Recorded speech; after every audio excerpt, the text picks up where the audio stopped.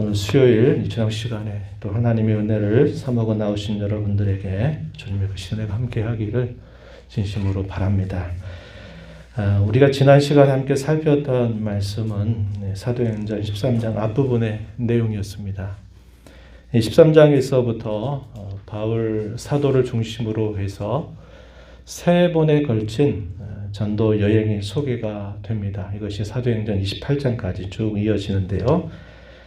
이렇게 전도 여행을 시작하게 되는 계기는 안디옥 교회가 설립이 되고 이 안디옥 교회로부터 바울과 바나바가 파송을 받아서 이제 복음을 전하게 된 것입니다. 가장 먼저 갔던 곳이 어디였냐면 바나바의 출신 지역이었던 구브로라고 하는 섬으로 가서 거기서 전도 여행을 시작을 하게 된 것을 우리가 살펴보았습니다. 특별히 그 지역 중에서 우리가 살람이라고 하는 곳 그리고 바보라고 하는 이 지역에서 복음을 전했던 내용에 대한 간단한 기록을 살펴보았습니다.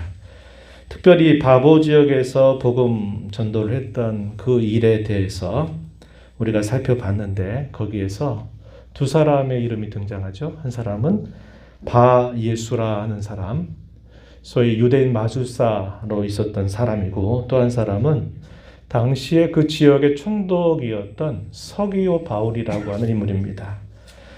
바예수라고 하는 사람은 복음에 대해서 반대하다가 벌을 받고 서기오 바울은 복음을 들은 것을 확증하면서 그가 하나님을 섬기는 신자가 되는 그런 내용이 소개가 되었던 것을 봅니다. 그때까지 이 바울은 본인의 이름을 사용할 때 항상 사울이라고 하는 이름을 표현을 하지만은 이 서기오 바울을 만나고 난 다음부터는 그의 이름의 다른 이름, 소위 헬라 시대에 사용했던 헬라식의 이름이었던 이 바울이라고 하는 이 말을 그때부터는 주도적으로 사용하게 돼요. 뜻은 반대라 그랬죠. 사울은 큰 자다라는 뜻을 갖는 반면에 이 바울이라고 하는 말은 점점 더 작아진다라는 뜻을 가지고 있는 말입니다. 아마도 지난번에도 말씀을 드렸지만은 이 사울이 당시에 이 서기오 바울을 만나면서 자기에게 큰 어떤 영향을 주지 않았을까 이런 생각을 우리가 해봄직하다 하는 겁니다. 그는 예수님 안에서 참으로 겸손한 사람이 되기를 바라고 또 낮아지는 사람이 되기를 바라는 그런 삶의 태도를 아마 이런 기회를 통해서 갖게 되었을 것이다. 이렇게 우리가 생각해 볼 수 있습니다. 오늘 우리가 살피는 내용은 이 구브로라고 하는 섬에서 이제 출발을 해서 다른 곳으로 옮겨가는데 비시디아 지역에 있는 안디옥이라고 하는 곳에서 복음을 전한 내용이 오늘 본문 속에서 소개가 됩니다. 오늘 우리가 이 본문의 말씀을 살펴보면서 이 바울 사도의 복음을 전했던 이 내용들이 무엇인가 잠시 짚어보고요. 복음적인 설교가 뭔가 하는 것들을 좀 생각해 보고 싶어요. 그리고 우리가 오늘날 이 하나님의 말씀을 들을 때 어떠한 자세를 가지고 이 말씀을 들으면 좋을까 하는 것들을 함께 오늘 이 시간에 함께 여러분들과 나누기를 바랍니다. 오늘도 이 자리에 함께 있는 여러분들에게 주님의 은혜가 함께하고 또 거룩한 결단이 있게 되기를 진심으로 바랍니다. 오늘 우리가 읽은 이 본문의 내용은 뒷부분을 읽었습니다만 사도행전 13장 13절부터 41절까지 쭉 계속 살펴보는 내용입니다. 어떤 내용이 소개가 되냐면 비시디아 안디옥이라고 하는 지역으로 도달하게 되었을 때 이곳에서 바울 사도가 유대인들의 회당에 찾아가서 복음을 전한 내용, 이것이 오늘 우리가 읽은 본문 속에 잘 소개가 됩니다. 구브로라고 하는 섬에서 또 배를 타고 밤빌리아라고 하는 곳으로 가고 특별히 밤빌리아의 버가라고 하는 지역에 도달했을 때 그들과 함께 수행원으로 있었던 마가 요한이 예루살렘으로 돌아가게 됩니다.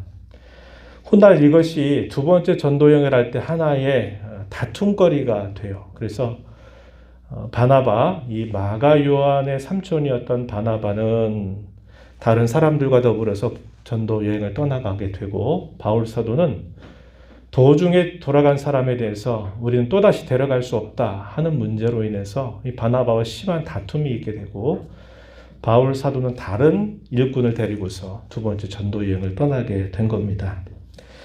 이 마가 요한은 훗날에 가서 보게 되면 이 바울 사도가 그의 생애 마지막 두 번째 로마 감옥에 있게 될 때는 마가 요한은 나에게 꼭 필요한 사람이다. 이렇게 바울 사도가 소개하는 걸 보면 마가 요한이라고 하는 이 사람은 그의 신앙이 처음보다 시간이 흘러가면 갈수록 그의 신앙이 더 깊어진 사람이라는 것을 우리가 알게 되고요. 이 마가 요한은 훗날에 마가복음을 기록한 인물입니다. 그래서 그런 일이 있었다는 것이 간단하게 기록이 됩니다. 그리고 BCD 안디옥입니다. 이것은 안디옥 교회가 세워져 있는 그 지역이 아닌 또 다른 지역에 있는 안디옥이라고 하는 지역을 뜻하고 있어요. 바울과 그의 일행들이 복음을 전할 때 항상 그 복음의 시작은 회당들을 중심으로 해서 복음을 전하게 됩니다. 흩어져 있는 유대인들, 소위 디아스포라 유대인들은 그들이 예루살렘으로 와서 제사를 드릴 수 없었기 때문에 그들이 보통 안식일을 맞게 되면 그들이 살고 있는 지역, 지방마다 회당을 만들어서 이 회당 예배를 중심으로 해서 그들의 신앙을 유지했습니다. 이 회당 예배는 지난번에도 말씀드렸던 것처럼 오늘날 우리가 드리는 예배와 매우 비슷한 형태를 취하고 있다는 겁니다. 제사를 드릴 수가 없었고 대신 어떻게 했냐면 구약의 율법 말씀을 이렇게 계속적으로 낭독해 줍니다. 그럼 그 낭독한 말씀을 가지고서 그 말씀에 대한 간단한 설명, 오늘 우리가 말하면 설교 정도라고 볼 수 있는 이런 이야기들을 하면서 그들의 신앙을 계속적으로 다듬어 오는 일을 했던 거예요. 그래서 바울 사도와 그의 일꾼들은 항상 이 회당에 먼저 찾아가서 유대인들, 출신은 유대인인데 그들이 살고 있는 지역은 예루살렘이 아닌 다른 지역에 살고 있는 사람들에게 먼저 이 복음을 전달하게 됩니다. 그래서 바울 사도는 회당을 찾아갔어요. 안식일이 되어서 회당에 찾아가서 회당 예배에 참여를 하게 됩니다. 아까 말씀드렸던 것처럼 이 회당의 예배는 율법서를 그리고 선지자의 글들을 계속적으로 낭독해주고 그에 대한 간단한 설명을 덧붙이면서 그 예배가 이루어졌어요.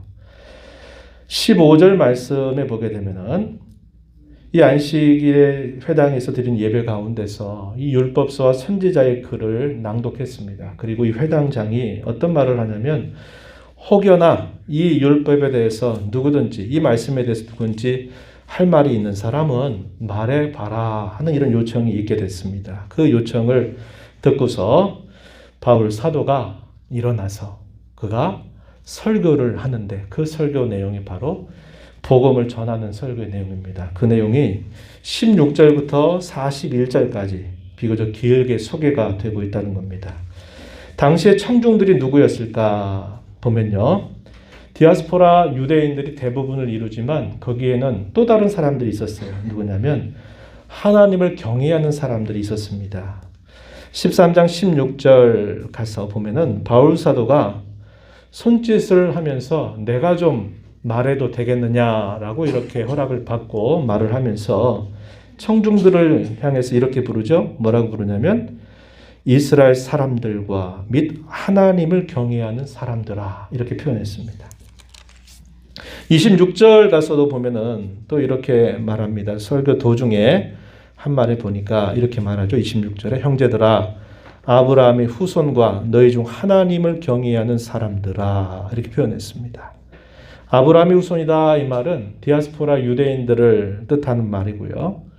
하나님을 경외한다 이 말은 이방 사람들 가운데서도 이 유대교의 신앙에 관심을 가진 사람들을 표현하고 있는 말입니다.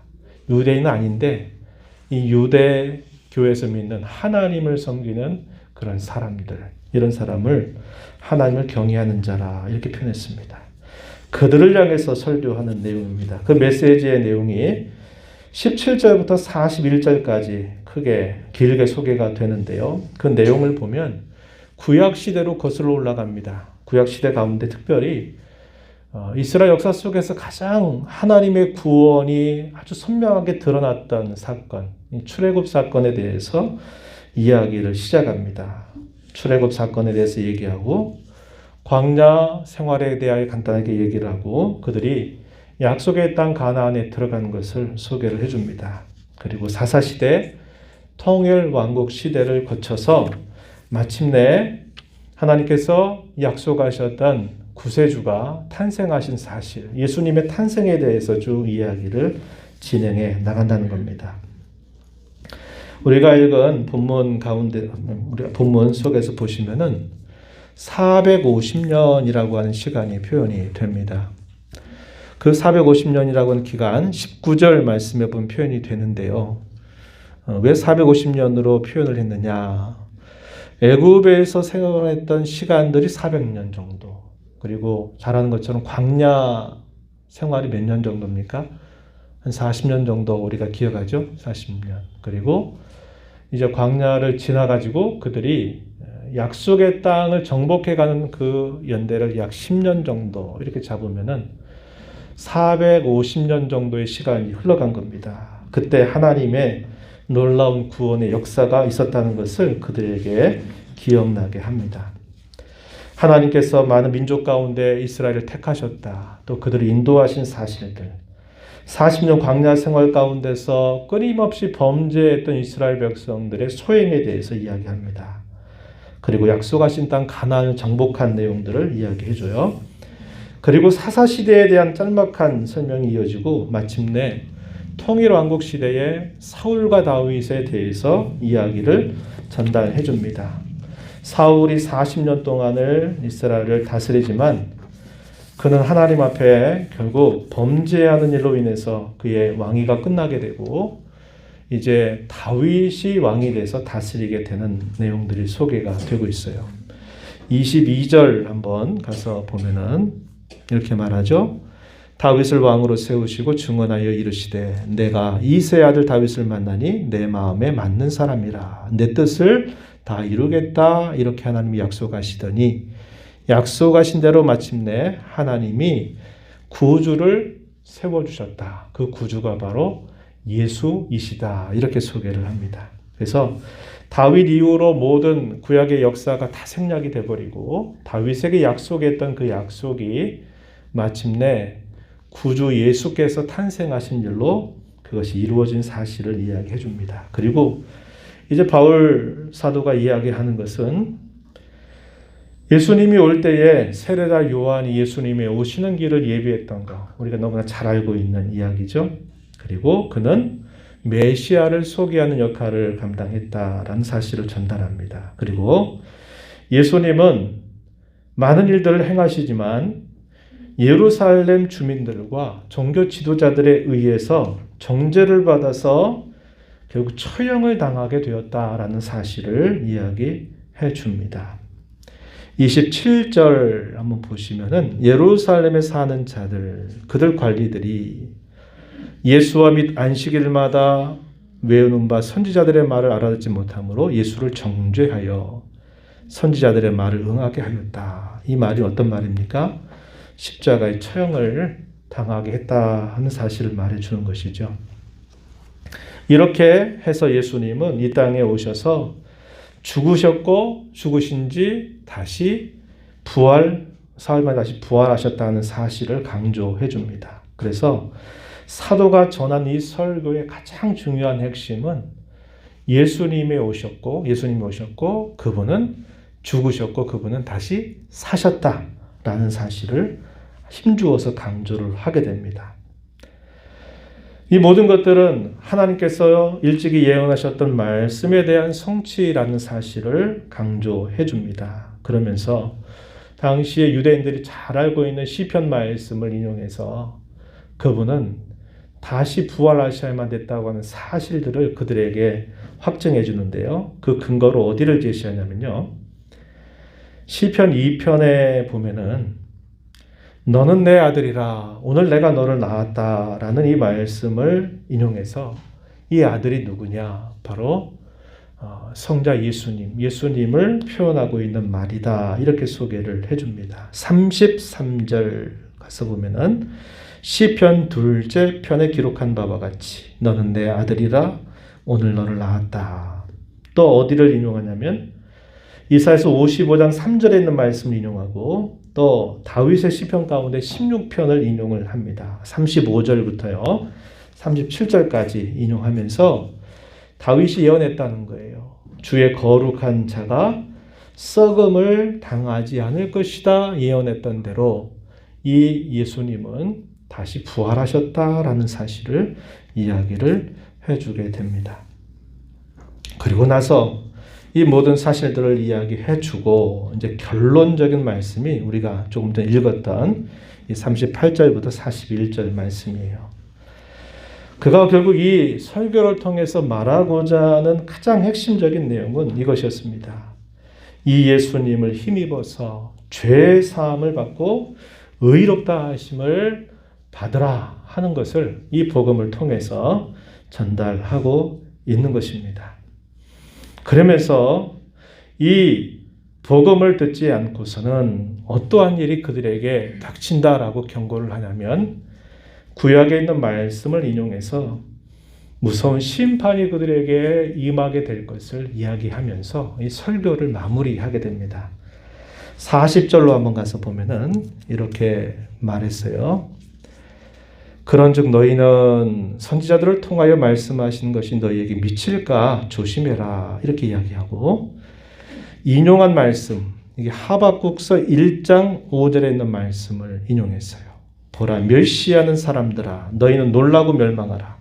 내가 너희 때를 당해서 한 일을 행할 것이니 사람이 너희에게 일러줄지라도 도무지 믿지 못할 일이다. 놀라운 일을 내가 행할 것이다 라고 말씀을 하시는데 이 일이 어떤 내용으로 소개가 되냐면 결국 이 복음을 받지 않는 사람, 믿지 않는 사람에게 무서운 심판이 임한다는 사실을 그들에게 전달하면서 이 예수님을 믿고 죄사함을 받아서 의롭다 하심을 받아라 이렇게 설교를 마무리하게 됩니다. 이에 대한 반응이 이제 이어지는 말씀 속에서 우리가 확인해 보게 될 것인데 그건 다음번에 살펴보도록 하고요. 이 사도는 이 긴 내용들을 통해서 당시의 유대인들을 향해서 그리고 이방 사람이지만 하나님을 믿는 사람들을 향해서 설교를 했는데 그 설교의 내용은 복음에 관한 설교의 내용이다라는 것을 우리는 알게 돼요. 저는 이 말씀을 가지고서 아까 말씀드렸던 것처럼 몇 가지 좀 이 말씀을 적용하면서 오늘 교훈을 좀 나누고자 합니다.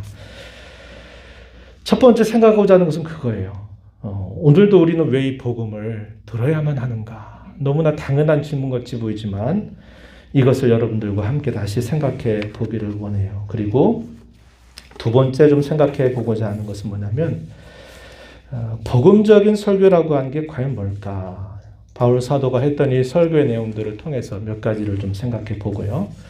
그리고 우리가 하나님의 말씀을 들을 때 어떻게 그 말씀을 들으면 좋겠는가 하는 것을 좀 구체적으로 이야기하고 설교를 마무리하고자 합니다. 첫 번째, 우리는 왜 오늘도 이 복음을 들어야 합니까? 라고 말할 때 저는 두 가지를 여러분들과 나누고 싶어요. 하나는 뭐냐면 이 복음만이 사람을 구원하는 하나님의 능력이기 때문에 이 복음은 예전에 그들에게만이 아니라 오늘 우리에게도 반드시 들려져야만 된다 하는 겁니다. 이 복음 외에 우리를 구원하는 길이 없고 구원할 수 있는 능력이 없기 때문이다 하는 사실입니다. 또 하나는 뭐냐면 복음은 우리를 믿음에서 믿음으로 이르게 하기 때문이다 라는 것입니다. 다시 말씀드리면 이 복음은 우리 구원의 시작 그리고 이 구원이 완성이 될 때까지 모든 부분에서 이 복음은 절대적으로 필요하다라는 사실입니다. 그래서 우리는 오늘 여전히 이 복음을 들어야만 된다라는 것입니다. 로마서 1장 16절 17절 말씀 우리가 좀 많이 들어본 말씀일 겁니다. 그 말씀을 여러분 찾아보셔도 되고 제가 말씀을 좀 소개해 드릴게요. 이 말씀에 보면은 이렇게 말합니다. 우리가 소위 로마서 전체 주제구절이다라고 부르기도 하는 부분인데요. 이렇게 말합니다. 내가 복음을 부끄러워하지 아니하노니 이 복음은 모든 믿는 자에게 구원을 주신 하나님의 능력이 됨이라. 여기 말했죠. 이 복음은 모든 믿는 자에게 구원을 주신 하나님의 능력이다. 이렇게 분명히 소개했습니다. 먼저는 유대인에게 그리고 헬라인에게다 라고 말하고 17절에 복음에는 하나님의 의가 나타나서 믿음으로 믿음에 이르게 하나니 기록된 바 오직 의인은 믿음으로 말미암아 살리라 함과 같다. 이렇게 전달을 해줍니다. 복음에는 하나님의 의가 나타난대요. 그래서 믿음으로 시작해서 믿음에 이르게 한다라고 이야기합니다. 이 믿음으로 믿음에 이르게 한다 이 말은 믿음으로 시작해서 믿음에 이르기까지 이런 말이에요. 그러니까 믿음에서 믿음으로 이르게 한다. 이것이 어디에 있느냐? 복음에 있다 이 말입니다. 그래서 이 복음은 오늘 우리에게도 반드시 들려져야 되고 우리도 오늘 우리의 신앙에 계속 생활하는 모든 삶 속에 이 복음은 우리에게 반드시 들려져야만 된다라고 말하는 겁니다. 우리들에게 어떻게 생각합니까? 복음하면 예수님을 처음 믿게 할 때 마치 바울 사도가 디아스포라 유대인들과 하나님을 경외하는 사람들에게 처음 그들로 하여금 예수님을 영접하기 위해서 그때 꼭 필요한 것이라고만 생각하지만 성경은 절대로 그렇게 가르치지 않아요. 성경은 우리의 믿음이 시작이 되고 우리가 믿음으로 끊임없이 자라가고 믿음으로 완성이 될 때까지 이 복음은 우리에게 항상 필요하다라는 사실을 강조하고 있다는 겁니다.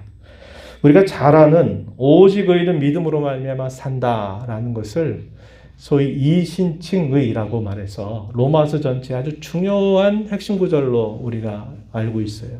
근데 이 구절이 어디에서 인용된 말씀이냐면 하박국 2장 4절에 있는 말씀을 인용해서 표현한 말입니다. 이 하박국 2장 4절에 보면은 이렇게 표현되고 있어요. 한번 잘 들어보세요. 보라 그의 마음은 교만하며 그 속에서 정직하지 못하나 의인은 그의 믿음으로 말미암아 살리라 이런 말씀이 표현되어 있습니다. 이것은 하박국이 참 혼란스러운 시대 가운데 하나님 앞에 그가 신앙적으로 깊은 침체의 늪을 헤매고 있을 때 그가 하나님 앞에 기도하면서 물었던 내용에 대하여 하나님께서 응답해 주셨던 말씀이에요. 하박국이 왜 혼란스러워했냐면 왜 하나님의 백성들이 악인들에 의해서 괴롭힘을 당해야만 됩니까? 그래도 이들이 더 의로운 백성들이 아닙니까? 저들은 더 악한 백성인데 하나님 왜 더 악한 사람들을 들어서 하나님의 백성들을 이렇게 괴롭히도록 내버려 두십니까? 악인의 형통함, 의인의 고난에 대해서 많은 혼란을 겪어서 그런 질문을 하나님 앞에 드렸던 거예요. 그러한 질문에 대하여서 하나님께서 응답해 주신 말씀이 오직 의인은 믿음으로 살리라 이런 말씀을 주셨어요. 이 말씀의 의미는 뭐냐면 하박국은 이미 선지자입니다. 하나님을 참으로 경외하는 사람이었어요. 그런데 그가 살고 있는 시대 속에서 겪는 수많은 혼란스러운 일들을 그가 겪어가면서 그의 마음속에도 굉장히 큰 질문이 생긴 거예요. 하나님 이걸 어떻게 봐야 됩니까? 혼란스럽습니다. 이런 태도를 가지고 물은 거예요. 그럴 때 하나님께서 하박국아 오직 의인은 믿음으로 사는 거다. 네가 지금 이러한 보이는 현실 때문에 네 믿음이 연약해지거나 혼란스러워하지 말아라.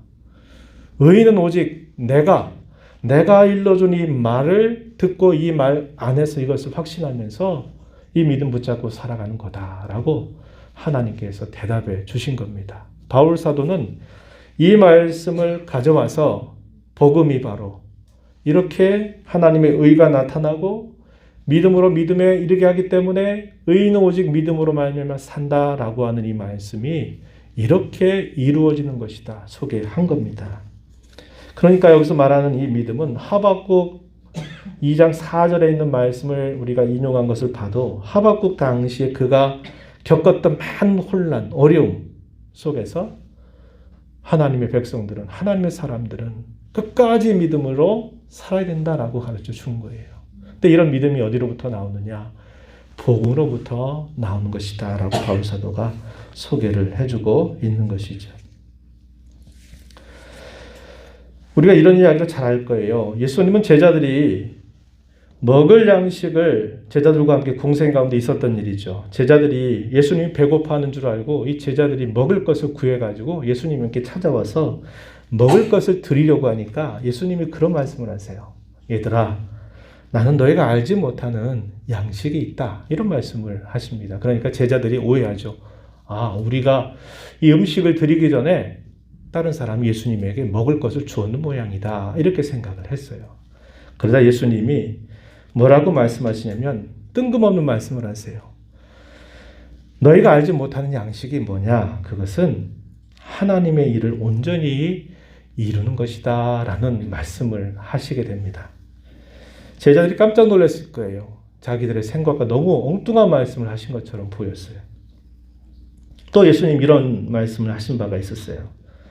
예수님이 제자들 향해서 얘들아, 썩을 양식을 위해서 일하지 말고 영생하도록 하는 양식을 위해서 일하라, 이렇게 말씀을 하십니다.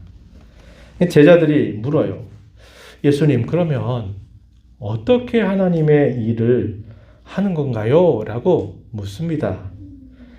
그랬더니 예수님께서 답변하시기를 하나님의 일을 한다는 것은 다른 거 아니다. 뭐라고 말씀하시냐면 하나님께서 나 보내신 이 자신을 말하는 거죠. 하나님이 보내신 이 나를 믿는 것이 곧 하나님의 일이다. 이렇게 답변하셔요. 제자들은 또 뜬금없이 대답하시는 그 예수님의 말씀이 무슨 뜻인가 의아했을 거예요. 제가 왜 이 말씀을 여러분들에게 전달해 드리냐면은 우리가 하나님을 믿는 것이야말로 우리가 할 수 있는 하나님의 일의 최고다라는 겁니다. 하나님을 잘 믿고 잘 섬기는 것, 그것이 곧 하나님의 일을 하는 것이다 라고 이야기하죠. 그래서 우리가 믿음으로 시작해서 믿음으로 성장하고 믿음으로 완결되게 될 때까지 이 복음은 우리에게 반드시 필요하다. 그래서 우리는 오늘도 이 복음을 늘 들어야만 된다. 이 사실을 정리해 볼 수 있습니다. 이제 두 번째 물음이에요. 복음적 설교가 뭘까 하는 겁니다. 이렇게 말할 때는 율법적인 설교와 반대된다라는 것을 여러분 우리가 생각해야 되겠죠. 이 복음적인 설교라는 것은 우리가 복음을 결국 전하는 것인데요. 설교 가운데 복음을 전하는 것인데 이 복음은 우리가 오늘 본문 속에서 자세하게 살펴보지 않았지만 이렇게 말할 수 있어요. 복음은 율법과 선지자들의 글, 거기서 말하고자 하는 가장 핵심적인 것이고 가장 본질적인 것이다라는 겁니다.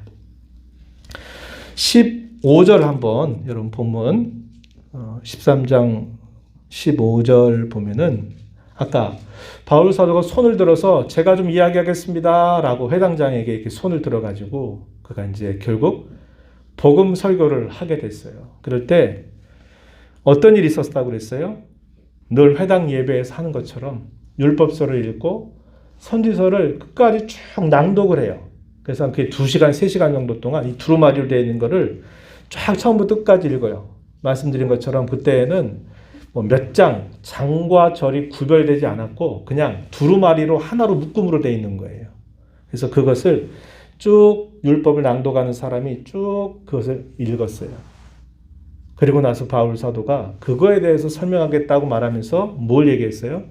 복음에 대한 설교를 했다고 하는 겁니다. 결국 이게 뭐냐? 구약의 모든 성경은 결국 뭘 말해주느냐? 복음을 그 핵심으로 전달하고 있다라고 하는 겁니다.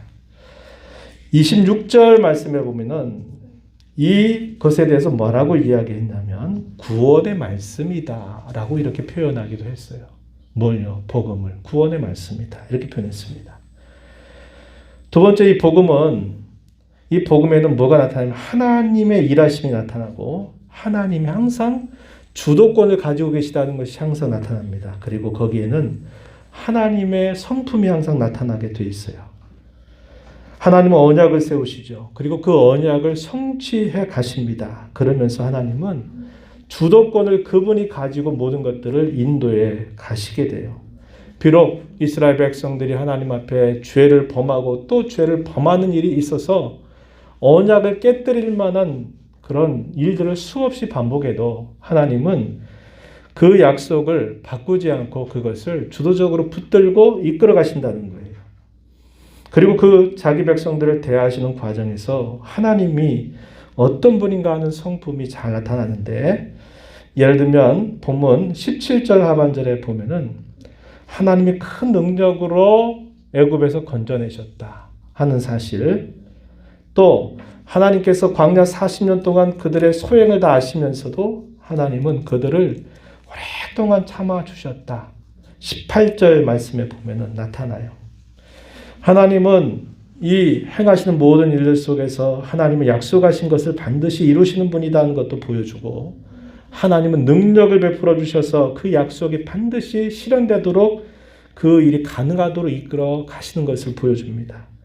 그 백성들이 하나님과 세운 언약을 깨뜨릴 만한 많은 범죄 행위를 저질러도 하나님은 오래 참으시면서 그 일을 끊임없이 이루어 가시고 그 백성들을 끝까지 버리지 않고 붙들어 주신다는 것을 보여줘요. 복음은 그것을 우리에게 아주 선명하게 보여주고 있다는 겁니다. 그리고 그 복음의 가장 중요한 핵심은 우리가 본문 살폈던 39절 말씀에 보니까 뭐라고 말하냐면 죄사함과 의로움을 그 핵심으로 우리에게 전달해 주고 있어요. 이 복음이 결국 요청하는 가장 결론은 죄 용서를 받고 의로움을 얻어라, 이렇게 가르치고 있다는 거예요.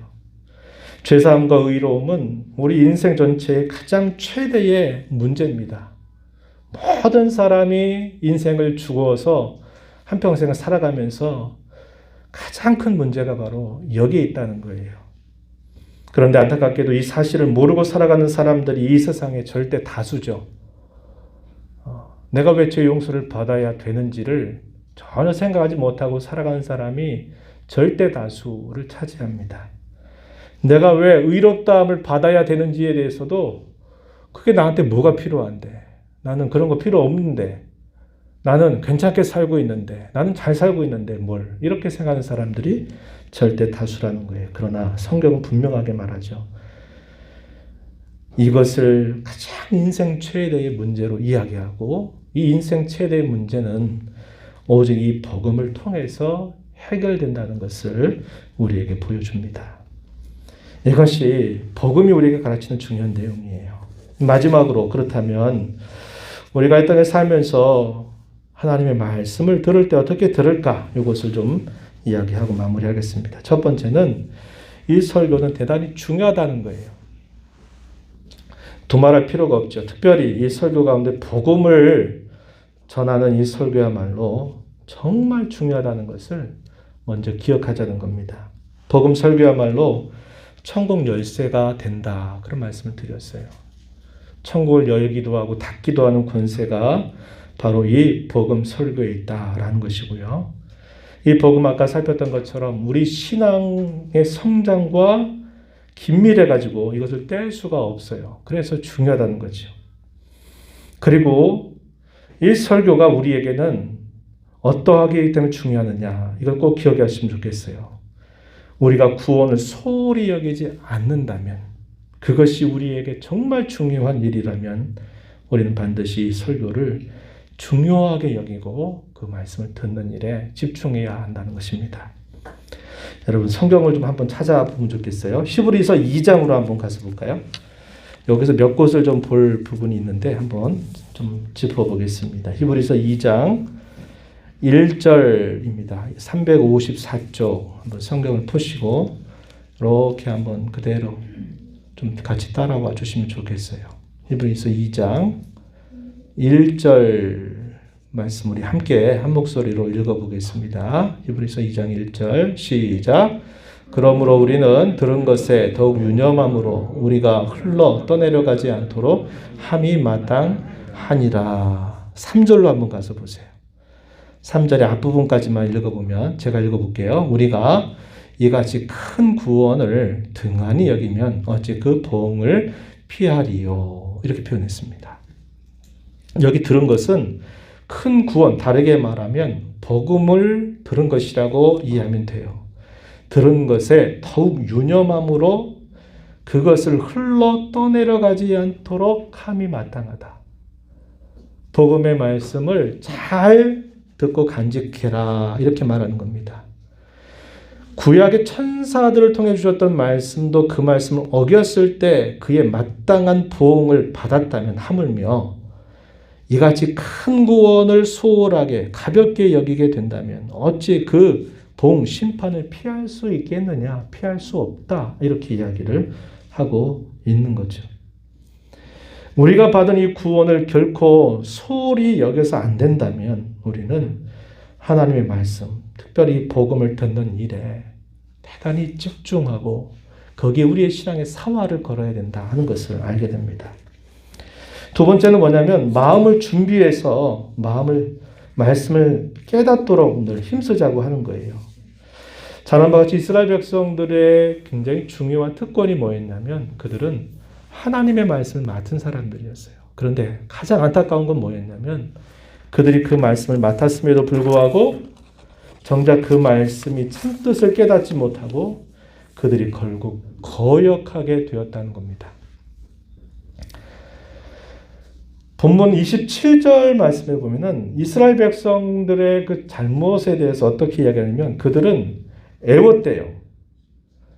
안식일마다 율법을 듣고 말씀을 애웠어요. 그런데 중요한 건 뭐냐면 깨닫지 못했어요. 선지자들의 말을 알지 못해서 결국 예수님을 정죄하고 결국 예수님을 처형하게 만들었다라고 13장 27절에서 이야기를 합니다. 기억도 하고 애우기도 하고 읽기도 했는데 정작 그것이 무엇을 말해주는가를 깨닫지 못하게 되면서 예수님을 결국 십자가 처형에 내모는 일을 했다고 이야기를 해주고 있어요. 우리 마음이 늘 하나님의 말씀을 대할 때마다 준비되는 마음을 가져야 되고요. 또 깨닫도록 늘 힘을 기울여야 합니다. 신명기 29장 3절과 4절 한번 그 말씀에 특별히 4절 말씀에 보면 여러분 들어보신 말씀일 거예요. 이렇게 말해요. 그러나 깨닫는 마음과 보는 눈과 듣는 귀는 오늘 여호와께서 너에게 주지 아니하셨다. 이렇게 이야기합니다. 광야 생활하면서 날마다 기적을 봤어요. 불기둥이 그들을 인도에 갔지요. 구름기둥이 그들을 보호하고 인도에 갔어요. 또 그들이 아침이 되면 하얀 만나가 그들이 살고 있는 진영으로 내려서 그걸 가지고서 그들이 빵같이 구워서 매일 먹었어요. 때로 메추라기 같은 고기들을 몰아주시기도 했어요. 입을 옷과 먹을 양식들, 또 반드시 필요한 물 같은 것도 바위 사위에서 물이 흐르게 있어서 그들을 또 마시도록 하나님 인도해 주세요. 하루하루가 기적의 연속이었지만 그들은 정작 깨닫지 못하고 눈으로 보지 못하고 귀로 듣지 못했다라고 이야기를 해주고 있어요. 히브리서 12장 15절 가면은 또 이런 말씀이 있죠.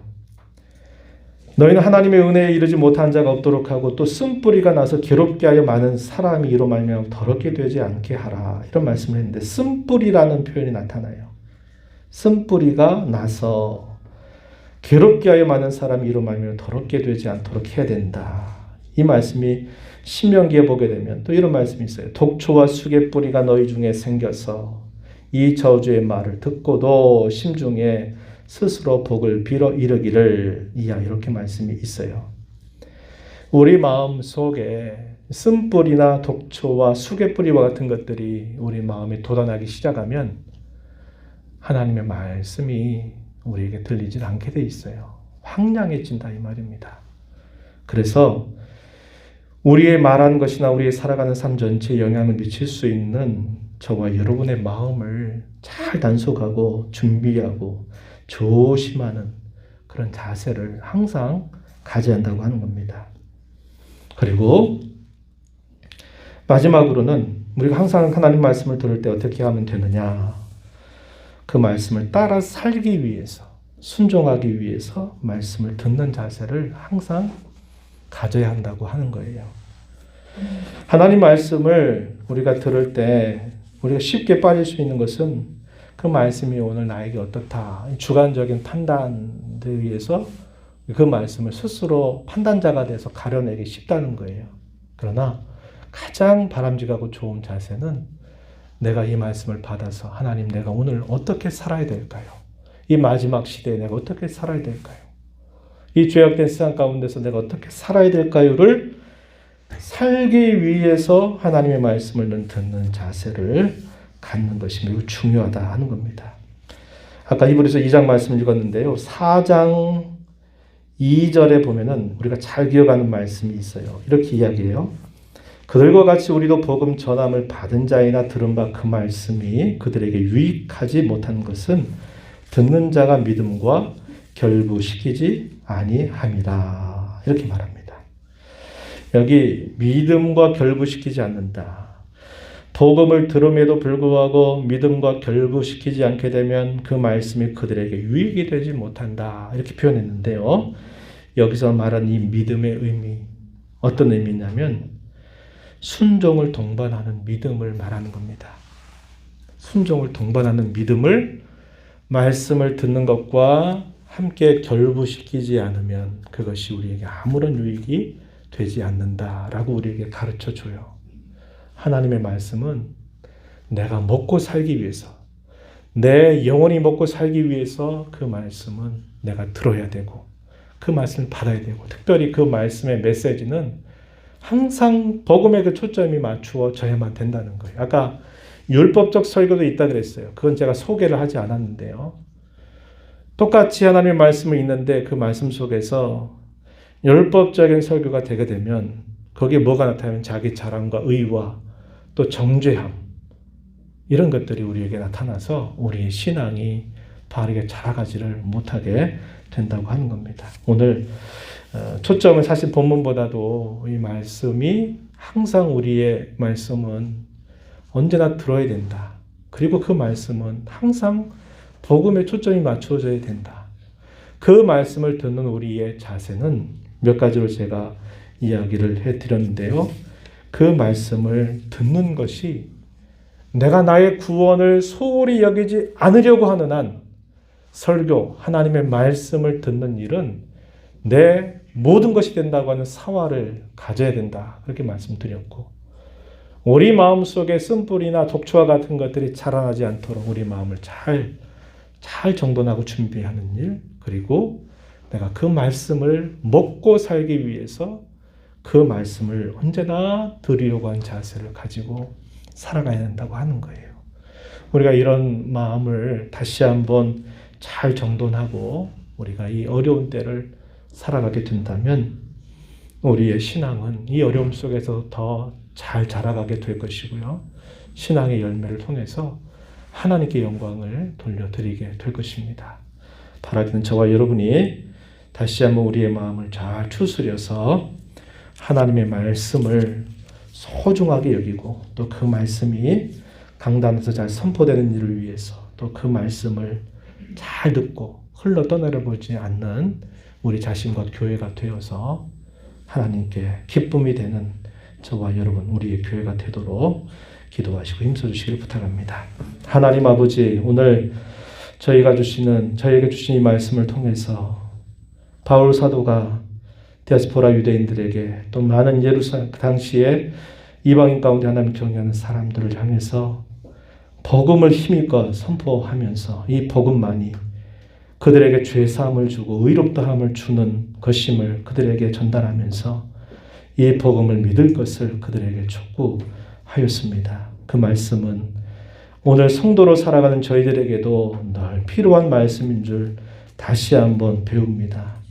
하나님 말씀을 헛되이 받지 않게 하시고 흘러 떠내려 보내는 자들이 되지 않게 하시고 그 말씀을 잘 받고 우리 마음을 잘 정돈하고 말씀으로 우리의 삶을 살아가기 위하여 그 말씀을 가까이 함으로 이 어려움의 때에 이 마지막 시대에 하나님 잘 섬겨가는 저희 자신과 우리 교회가 되게 하시기를 간절히 바라며 예수님 이름으로 기도하옵나이다. 아멘.